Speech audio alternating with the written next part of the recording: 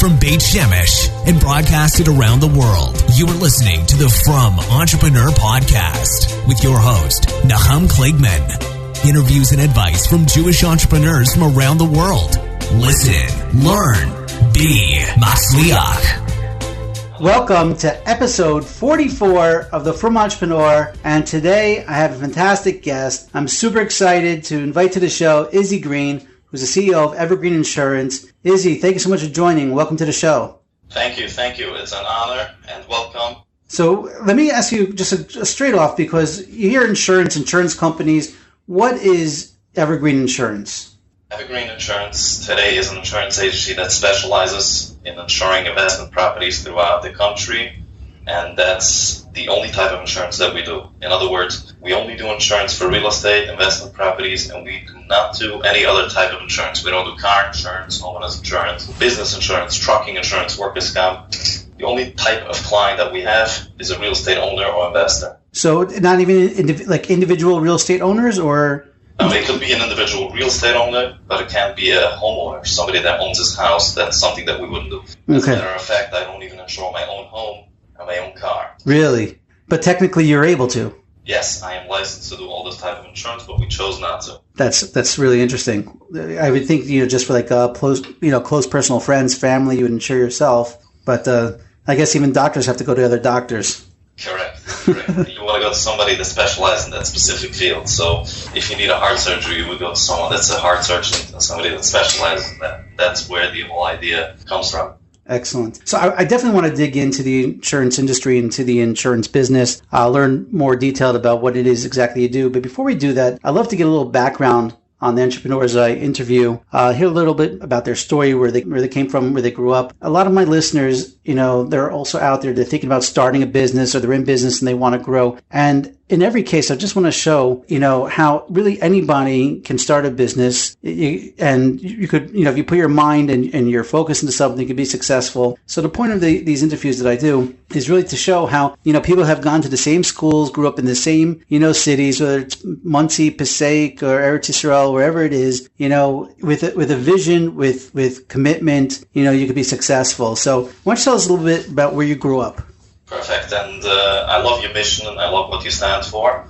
And it's something that I'm very passionate about, being that from where I come from, there's nothing much that was working for me in terms of, making me successful in business other than my drive and my passion to want to be successful. So to answer your question, I grew up in Monsey. I lived in Monsey. Yeshiva, I went to New Square, where we went with the bus every day from Monsey to New Square. And that's where I went as a child. Then yeshiva, I went to different yeshivas. I went to one yeshiva in Monsey, and then I went to yeshiva in Williamsburg, yeshiva in Borough Park, and then back in New Square. That's pretty much my background in terms of where I grew up, where I live, and where I went to yeshiva. So, go ahead. Yeah, no, I was just saying. So you're a Skver Chassid, I would assume. Correct. Yes. I had the schluss of meeting Skver Rebbe a couple of times, and really, it's each time I had to wait till like 1:30, 2 o'clock in the morning, but each time it was definitely worth it. Yeah, he's an incredible person, and talking about business and the shows about business, there isn't any big decision in business that I do without consulting him. People know that he's known of having a very good understanding of business, and besides, the most incredible thing about him is that I don't know how many people he sees a day or a week or a year or a month. But you come into him, he knows you, and he knows where you're up to, and he shows interest in you. And we even had once a very complicated question that we went into the Rebbe, me and my partner went in to ask the Rebbe, and we came all prepared because it was a complicated question, and we thought it's going to take us at least 10 minutes until he's just going to understand the question and everything else. Within 1 or 2 minutes, he understood the question and was able to answer us what we should do. Amazing. So it's amazing. Wow. I one time when I went to the Rebbe, just because it's timely, I met Stephen Hill at we were both waiting to speak to the Rebbe. And did you know him at all? Stephen Hill was probably the closest thing. My father was probably the closest thing to family that Stephen Hill has for the past 20 years. My father was his chavrusa for the past 20 years. And since you mentioned the name, we can probably go on for an hour to talking about Stephen Hill. Wow. But that's not the interview. So since you touched on the name, I just want to share an interesting point about Stephen Hill that happened just recently. Stephen Hill, whenever he was called, and I'll try to make this very quick, Stephen Hill, whenever he was called to speak publicly, people thought that he would come and he would speak about his career, his history, his background, and everything else, his acting. But when he showed up and he started talking Toidos on the Parsha or everything else other than his career. Me and my friends, we have a shia every Tuesday night, and one week I decided that I'm going to call Stephen Hill to speak. Anyways, he did a lot of research. He went to speak to my grandfather, Izzy Green, and to my father, who was a chavris at the time, and anyways, he came. That was probably the first or second time that he spoke publicly about his career and his acting background. Oh, wow. And I have it all on video. Wow. And literally a week or two later, he had a stroke and he wasn't able to speak ever since. Oh my gosh!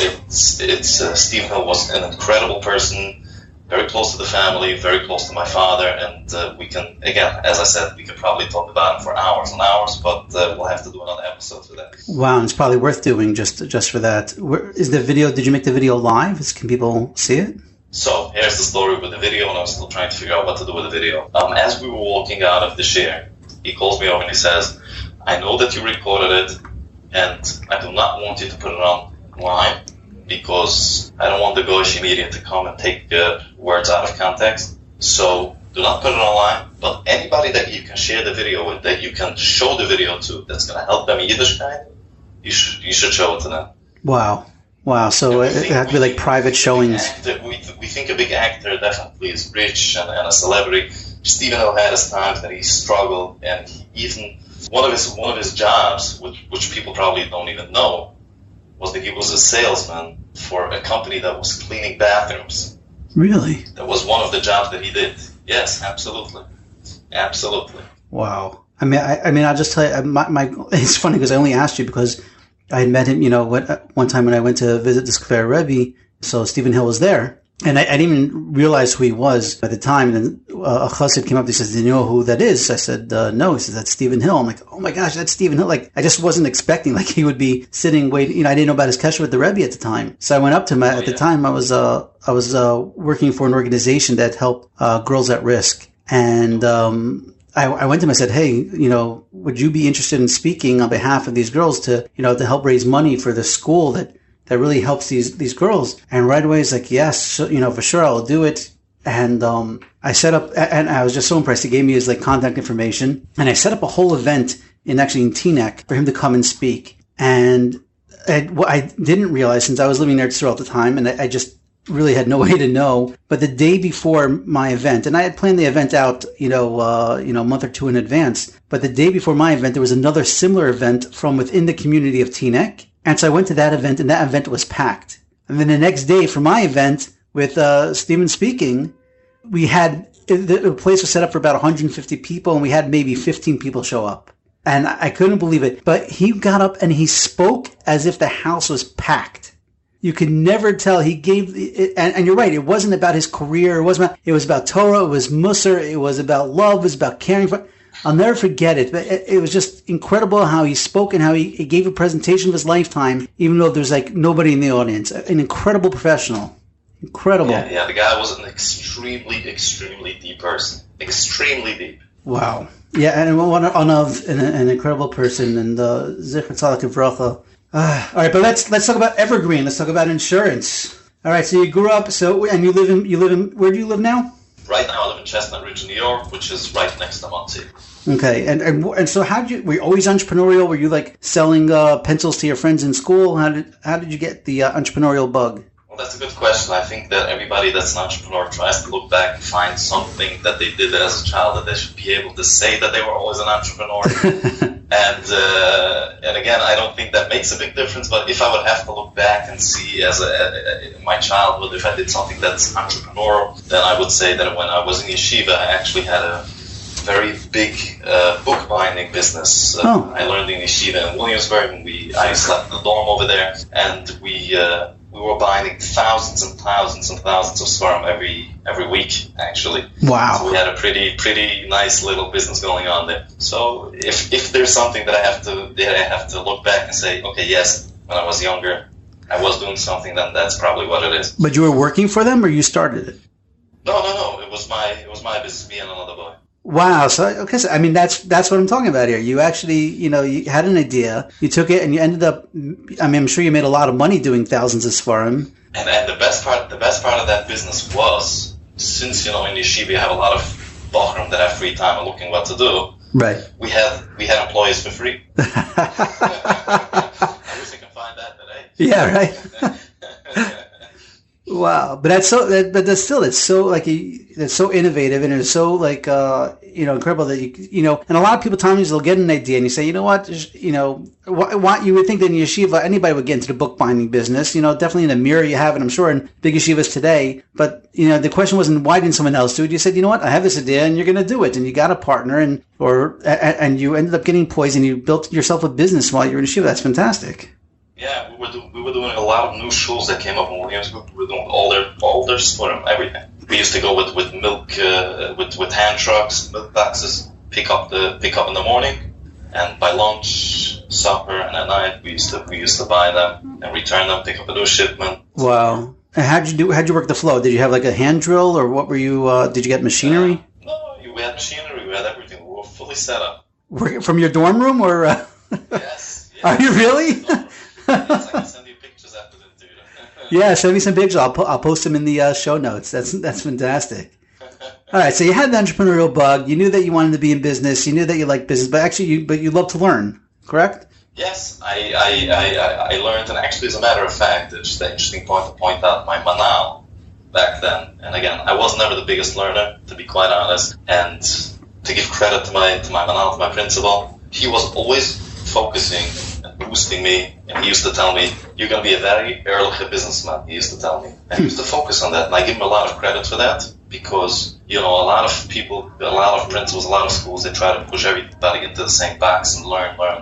Right. When not everybody's meant to learn, you need a software, you need this bill, and he used to always focus on that. He used to say, you're going to be a very ehrliche businessman, you're going to be very successful. He used to focus on that. He used to boost it into me. Wow. I give him a lot of credit for. That's fantastic. A lot of times you hear the stories, you think that people are just being forced that it's learn until you drop. But it takes a menahel, it takes a mashgiach or a rosh yeshiva that knows his students to look and say, hey, what is that person's koyach? What can he do? And to focus on that and build him up so that if he's not the biggest learner in the world, he could still be very successful in whatever it is he does. Exactly. Great. So let's talk about the Evergreen story, how that came out. So you left the bookbinding business, as fun as that was, right? Yes, and then what happened? Then what happened? Then I got married, Baruch Hashem. I got married when I was 19 years old. Right. And that was in 2008. Anybody with a little math can figure out how old I am. Yeah, you're a young guy. Very young. So I got married when I was 19 in 2008. It was the real estate bubble then, the real estate boom. Right. And I got a job right away with a construction company that was doing drywall, metal stud framing, drop ceiling, and stuff like that. They were doing a lot of business in the city, Brooklyn, a lot of rehabbing buildings, which was a big trend then. A lot of people were doing it, and it was the high of the market. It was a very well-paid job, and I was doing very well. You were physically building, or you were on the sales side? No, I wasn't physically building so much. I was pretty much a foreman, a site foreman. Mm-hmm. Was it a Heimish company? It was a Heimish company, yeah. Mm-hmm. It was called at the time Build Right Drywall. Today it's called the five-star Interiors. Mm-hmm. Anyways, then the market crashed and construction went down, and I was left without a job. So I was a year after my wedding, after my chasana, and I didn't have a job. I was doing all kinds of work at the time.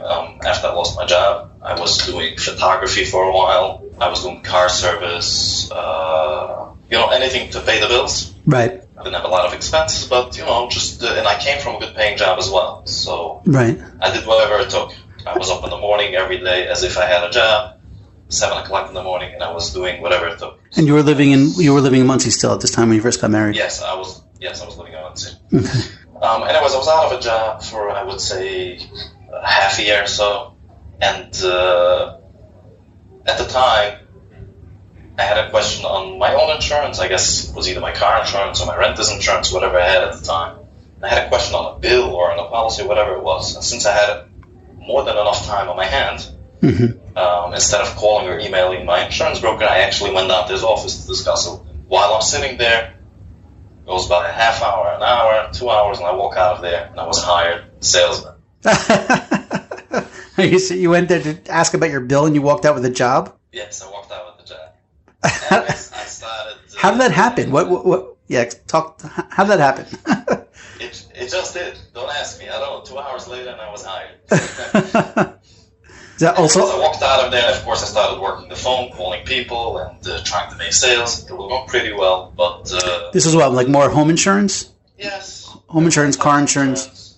Small businesses, car insurance, homeowners insurance, whatever I can put my hands on. Right. And it was commission-based, or it was salary? That was commission-based. That was commission-based only, and I didn't have what to lose, right? I didn't have a job anyways. Right. Was it residual, do you remember? Yes. So that's good. Long story short, certain things didn't work out there. There wasn't a lot of potential in that specific business for me, so I decided to open up my own business. That's when I approached my partner, Sol Eisenberg, and he was working at the time in a marketing company and a graphic design company in Muncie.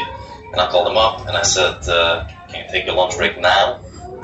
What's going on? I said, "I'm outside. Come out." He came out, took him into my car. We drove around the block, and the decision was made. We're opening up our insurance agency. Wow. Well, that's incredible. So wait, tell me a little bit about Sol. Like, how'd you know him? How'd you meet him? Sol, how I know Sol. Sol and I go back forever. I mean, we went to school together, to Yeshiva together, to Yeshiva together, to camp together. Oh, wow. Our wives went to school together. Oh, wow. We're very close friends. So it's a big risk we took. You're going into business together. If that's sure. what you want to know. What? So he was working. What was he do? He's a graphic designer by trade, or he's a marketer. He was working at the time. He was working in a graphic design company and a marketing company here. Once he was working for someone, and we were talking. We were chavrusas at the time. Mm-hmm. So we were always thinking of different businesses to open up. We had this idea, that idea, many different stupid ideas, and Baruch Hashem, that we didn't continue with it. And a lot of credit goes to my father for that. We used to discuss with him all our ideas, and of course, he didn't tell us outright that the idea sucks, but he used to encourage me to go talk to other business people. And he had a friend in Lakewood that's a big businessman, and he used to send me to go talk to him. And we made numerous trips to Lakewood to discuss our ideas, innovative ideas that we had. And of course, in a very nice way, he used to always tell us, "I don't think this is yet the jackpot. Come back with another idea." That's how it went on. And Baruch Hashem, a lot of credit. I thank him for that. And we are. You want to mention his name, or? Whose name? The guy from Lakewood? Yeah. Yes, his name is Tzvi Feldheim. Tzvi Feldheim. From Feldheim, the family, Feldheim Books? Yeah, the Muncie Feldheim family. They used to own, or they still do, or I don't know if it's still around, Jersey Camera. Right, sure. Yeah, that family. Beautiful. So that's awesome. First of all, I mean, I think that's an important lesson for entrepreneurs, that you should always seek advice out and seek, especially from those that have been there, done that, and run your ideas by people. That's a very important point that you're saying, because we go by that philosophy very, very strongly. And of course, my father is the one that ingrained that in me, is that whenever you want to do something, there are people out there that have been down that road. There are people out there that have been down that road, and just go talk to them. There's just pieces of information you're missing that they have already experienced and they've learned the hard way. And you don't have to go through all that yourself, because there are other people that have done that, they've done the legwork, and they know what it's like. But another thing that I've learned throughout the years is, do never ask people for advice. And I go very strongly by that. Don't ask them for their opinion. Ask them for their experience and make your own decisions. Because nobody can make a decision for your company better than yourself. Mm-hmm. And all you need to do is you need to be informed with the right facts. Interesting. So that being said, go to people that are experienced, people that have been down the road, people that have done what you're doing, and collect the facts. And then you yourself can make an informed decision. That's incredible. Example, there was one thing that we did in our business, which is against every rule in the book, probably. And it was one of our toughest decisions that we did in our business, which was when we started out the business, we weren't right away doing just real estate. At the beginning, we were like everybody else. We were doing car insurance, homeowners insurance, everything else. Right. We accumulated a nice little business. It was generating some income, but by far not enough to cover the bills. Uh-huh. So at that time, we decided that we're going to focus just on real estate. But the hardest decision, and then when we decided to do that, what we've done is, I'll just give you a quick background what we were doing at the time. Our office was in Muncie, and we decided that we're going to focus on real estate. So what did we do? We didn't have much experience in business. We didn't have much experience in insurance to begin with. And we didn't have a lot of experience in the real estate industry as well. So what we've done is 7 o'clock in the morning, we used to drive into Manhattan, park the car, and we used to walk up and down the street to go into each and every building in Manhattan, and we used to collect addresses, contact information of owners or management companies. Right. We did that for a couple of weeks. We collected a few hundred leads. Okay? We collected a few hundred leads, and then we started calling those leads, visiting them, knocking on the doors. And we had a route each and every day. We used to go to a different area. We had a route Upper Manhattan, Lower Manhattan, Midtown Manhattan, Brooklyn, Bronx, Queens, Westchester, Upper Westchester, Yonkers. And that's what we did for weeks and months and months and months until we started actually getting some sales. That's what we're doing. So at the time when we started doing real estate and we were so much out of the office, what we used to do is, the first time we left the office, we used to put a little note on the door because it was just me and my partner Sol. There was nobody else in the office, so we used to put a note on the door. The office, sorry, we left the office on meetings, we'll be back, whatever, blah, blah, blah. Right. And then we used to put it on every morning. When we came back, we took it off. After a couple of days, it just stayed on the door permanently. It was just so the bottom line, what happened is that, of course, we couldn't handle both. We were on the road the whole day, and then we had a little book of business that we had to service. Right. So we made the decision that it's holding us back. It's holding us back from the big picture. Okay, yes, it's generating whatever it is, $10,000, $20,000, $30,000. Right. But on the other hand, it's holding us back from the big picture. There's a big world out there. Right. So we were contemplating whether we should sell that part of the business or we should keep it. On one hand, it's generating some income. On the other hand, it's keeping us back. So we went around to many people to consult, right, so to speak. Right. We went to a lot of insurance brokers in the industry, people that have been in the industry for 30, 40 years. And here's a place where I want to thank. There were many brokers that helped us out in the beginning when we went into business, people that you could have think that we would be their competition, and a lot of Heimish insurance brokers that helped us out in the beginning. Amazing. And it's incredible. We can't feel so. And I love that. And I want to focus on that just for a second because, I think that's, people ask me, what is a from entrepreneur? And I think that, as from entrepreneurs, we understand that everything is from Shemayim and we don't fear our competition, that you're never going to lose out when helping another Yid. Correct. Absolutely. And by the way, since I've been in the business, how many years now? 7, 8 years. And I, of course, try to help whoever comes my way. And what I always say is very simple. Something that's unique, proprietary to my business. Of course, that's not something that I would share. Something the way I do my marketing, my sales, or stuff like that. The secret sauce. But anything that's standard in the industry is whether how to write a certain policy, whatever it is. It's not a secret, but just for you to go out there and learn it on your own would take you 4 or 5 times as long. Right. I would be more than happy to share that with you, and I can say that I've helped quite a few other people that went into the industry, and I have no problem to help them out. And I always tell them, I'll be so happy to compete against you on an account. And I say that when you compete against me, trust me, I'm going to fight hard. But I'll be very happy to see you on the other side of the table compete against me. Amazing. Business is a competition, and business is challenging. It's not supposed to be easy. And if it's not you that will be competing against me, it's going to be somebody else. So it doesn't really matter. Right. As long as you do it the right way, the LFA, and you don't do anything that's shady or unethical. Great. So you're definitely willing to help out other people in the insurance industry, people that can seek your help. Definitely would love to help. And I love that, I think that's, again, what separates a from entrepreneur from any other entrepreneur. We don't fear our competition. We invite them. We help them because, it's in everybody's benefit to see other Yidden succeed. Absolutely. Beautiful. All right, so you and Sol, so Sol's in his office. You say, hey, come out for an early lunch. Let's drive around the block. But this wasn't like a unique idea. This wasn't like a crazy idea. This was, hey, I've been in the industry for a few years now. Why don't we just start our own? Is that how it was? At first, almost. It wasn't a few years. It was a mere few months. Okay. Mere few months. So yes, I wasn't experienced. I wasn't, to be quite honest, I wasn't even speaking English at the time. You weren't speaking English? No, I was not. Speaking Yiddish only. English, and there's a famous story that I love to tell, and I've told the story a few times. I'll say it again. Yeah, please. There was one of our first meetings that I went to, and my English was not the best, to put it The least. put it nicely. Yeah. To put it the least. And anyways, I'm sitting there, and the guy tells me, he lists a few things. He says, "These are my concerns." I said, "Can you excuse me a minute?" I run out, I pick up the phone, I call up Sal. He was speaking good English. And I said, "Sal, tell me one thing. Is concerns a good thing or a bad thing?"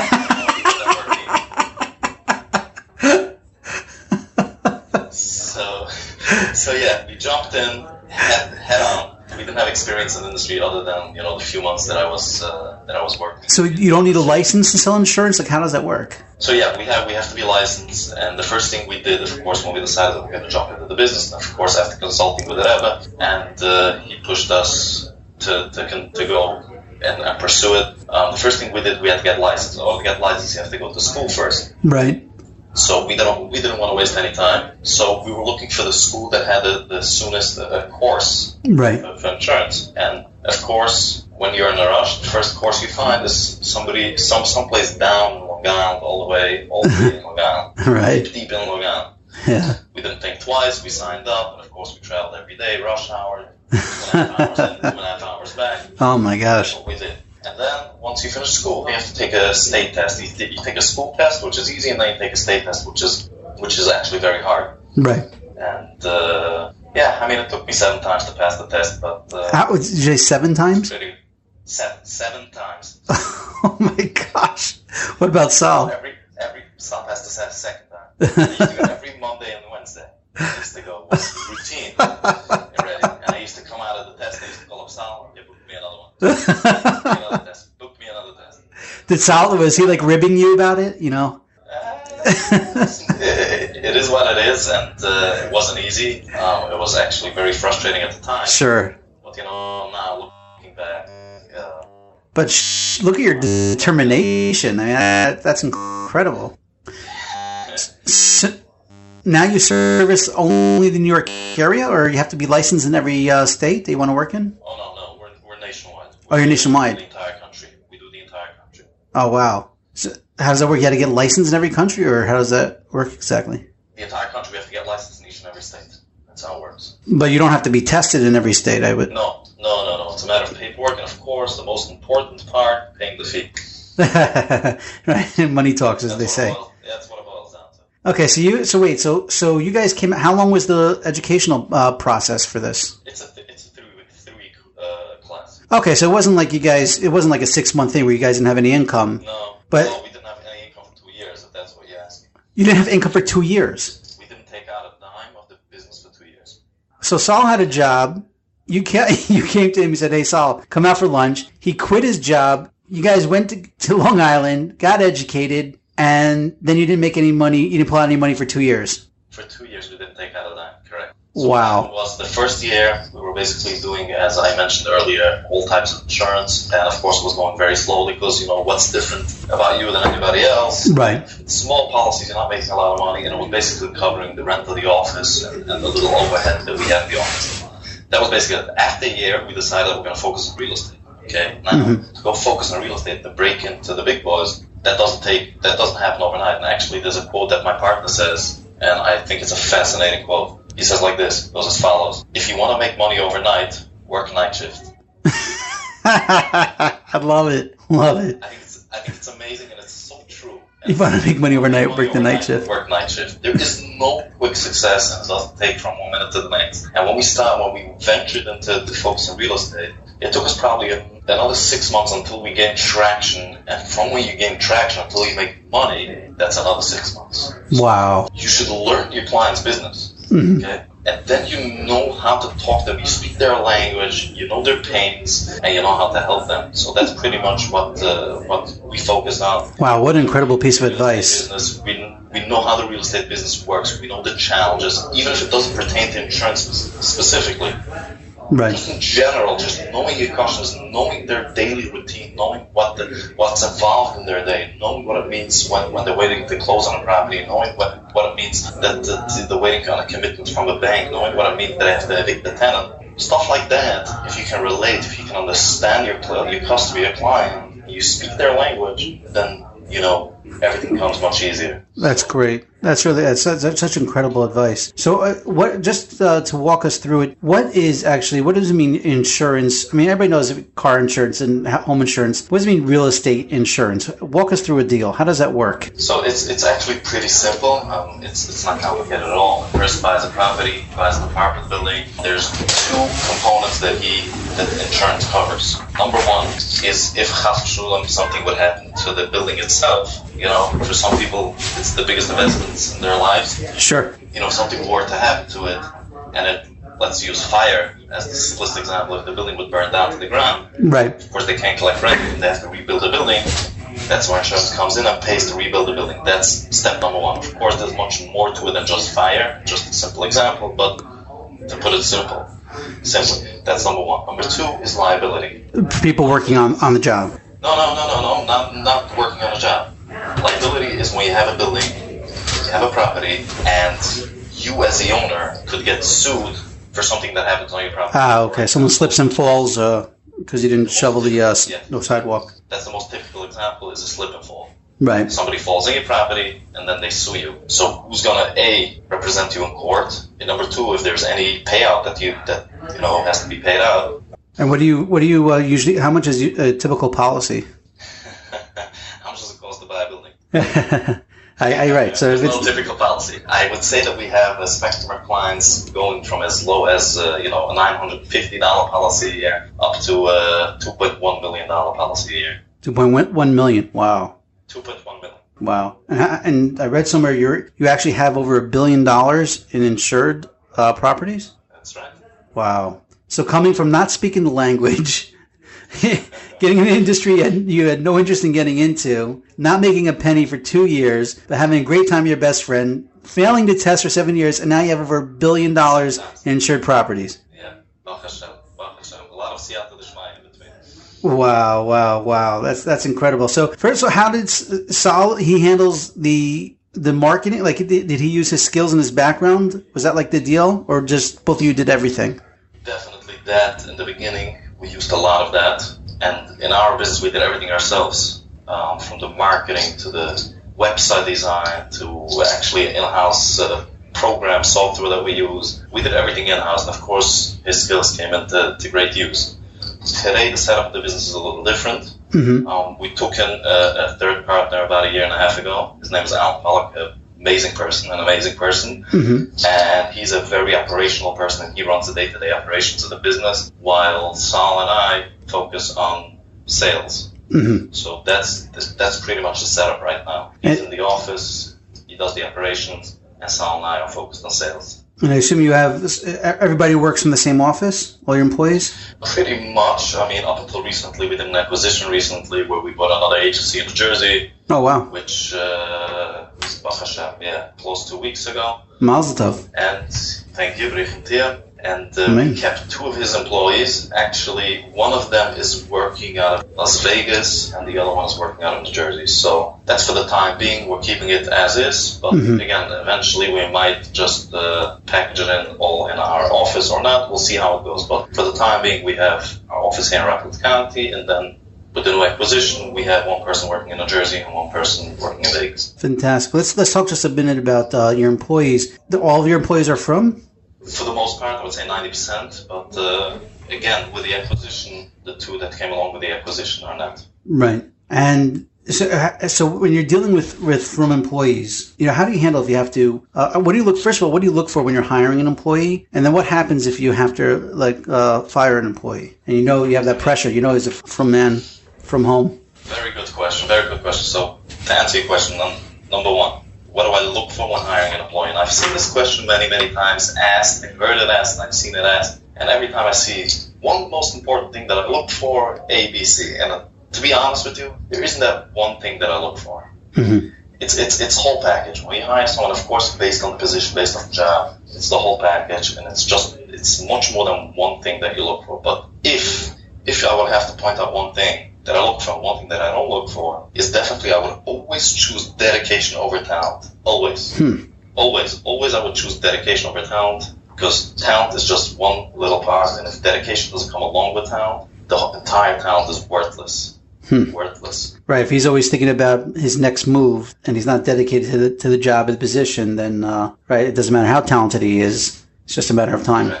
And to answer your second question, how I deal with when I have to fire someone. So I love that question because a lot of people have a misconception when it comes to that. They think it's the most devastating thing that happens to a person when you fire them. And in my opinion, it's the best thing that happens to a person when they get fired. Why?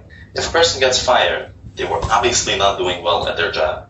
Okay? Mm-hmm. And if a person is not doing well at his job or her job, they will never, ever reach their utmost potential, and they will never be successful in that job. Because even if the person himself feels that they're doing a good job, if your boss feels that you're not doing a good job, you will never reach your potential, you will never be successful in that job. So even though, yes, today you're taking home a paycheck, tomorrow you're fired, and you're not taking home a paycheck, and in the heat of the moment it's devastating, but in the long run, it's the best thing that happened to the person because every person has qualifications, every person has qualities, and every person can be successful in their own way. But if the place where they are right now is not that place, then every day longer that they're not being fired, their boss is doing a disservice to them. It's a great point. Disservice every day. Again, you have to work with the person as much as you could and try to work with them and bring them up to make them successful. Right. And that's the difference between a leader and a boss and a manager, of course. Right. But when the time comes and, you've decided that this is not working anymore, the biggest favor you can do to that person is just rip the band-aid off and let them go. And even right away it looks, wow, I just lost my job. But the fact is where you were capped and there's only this much you could have grown over here. And you can find a different place where you could be very successful because every person has qualifications, malas, where they can be successful. Excellent. All right, this has been an incredible interview so far. I've learned so much. You've totally inspired me. We'll go to what we call our lightning round, just a couple of quick questions, and then we'll call it a day. But a couple of these we've touched on already. But obviously, I mean, how important, and I get this question a lot, and people say, hey, do I have to go to college? Do I have to get an MBA? Do I have to go to university in order to be successful in business? So obviously in your case that didn't happen, but do you have an overall opinion on that? Like, what do you say to somebody who comes out of yeshiva and he says, should I go and take courses for a couple of years, or should I just go out and do? Okay, that's actually a very good question. It's a question that I've been debating many, many times, and I've actually written a blog post about it. Oh, wow. I've gotten a lot of heat on that blog post. And your question was very particular. You said, do you have to get a secular education? Okay, to answer your question, absolutely not. It is not a necessity, and you do not have to get a secular education in order to be successful in business. I know a lot of people are already jumping out of their seats. Pause there for a second, and let me explain. Allow me to explain for 1 minute, please. I'm not a vaderachni from Moisdes. I don't know the system. A lot of people today's day and age talk about the system. And each day in the morning I wake up and I thank Hashem that I'm not the one that has to make decisions on Yiddishkeit, on Moisdes, on what should be taught, what shouldn't be taught. Should they add more secular education? Shouldn't they? I don't know. I have no idea if they should or they shouldn't. And I thank Hashem that it's not my decision to make. What I do want to say is as follows. You, me, or whoever is listening and went through so-called the system, okay? I don't call it the system. I don't know what it means, but a lot of people call it the system, where they didn't get a good education. They didn't learn any secular education. As a matter of fact, where I grew up, we didn't, at the time, Baruch Hashem has gotten better, but at the time they didn't teach any secular studies, nothing. They didn't teach us how to read, how to speak, how to write, English, nothing, none of that. And if you're that person that, to a certain extent, feel that you didn't get the education that you needed and to go into business, you can do one of two things. You can either sit there and blame your parents, your schools, your community, and everybody else for not giving you the right education, but that's why you're not being successful. Or you can pick yourself up, start hustling and bustling, take a test once, twice, 4 times, 7 times, and 12 times if needed, and start doing whatever it takes to be successful. And I always say, you always read these interviews with successful millionaires and billionaires and say, what's your secret to success? Yeah. And everybody has a different answer to that. Okay? And I say it's baloney. That's not their secret to success. And Hurrah, if you would have asked them before they were successful, what are you going to do? Is that what they said? That I'm going to do ABC and I'm going to be successful. Now that they're successful, they're sitting comfortably in the chair and they say, well, what's going to look good on the interview? Right. That's what they're saying. But between me and you, the secret to success, what every success story has in common, is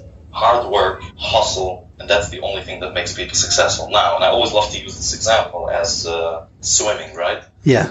Can you learn how to swim from a book? No.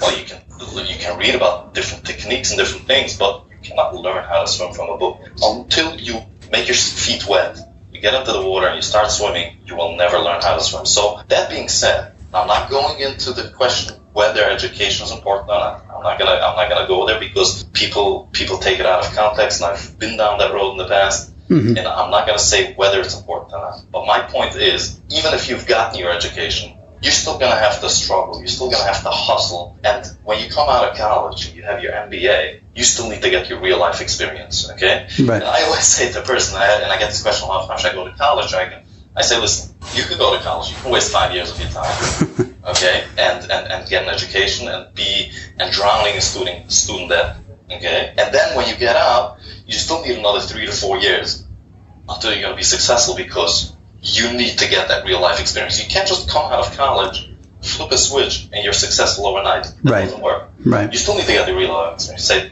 option number 2 is just jump into the waters, start swimming, and get the real life experience right away. And learn as you go on. And don't be afraid of learning. Don't be afraid of failure. And that's, I always say that, I don't know, it's probably not my saying, it's probably I've read it in the past, that it's the cheapest education is learning on your mistakes. Right.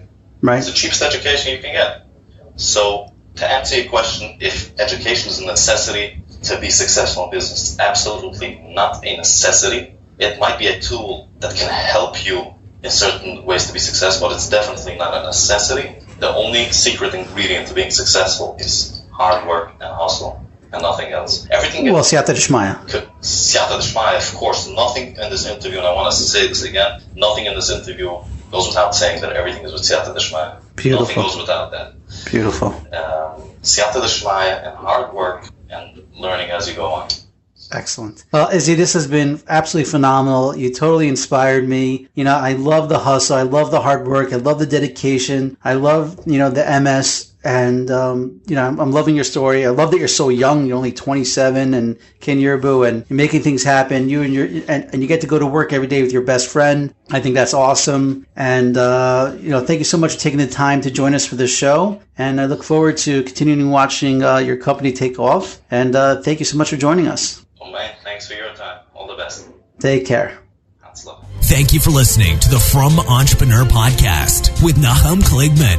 We hope you learned something valuable and will share this with your friends.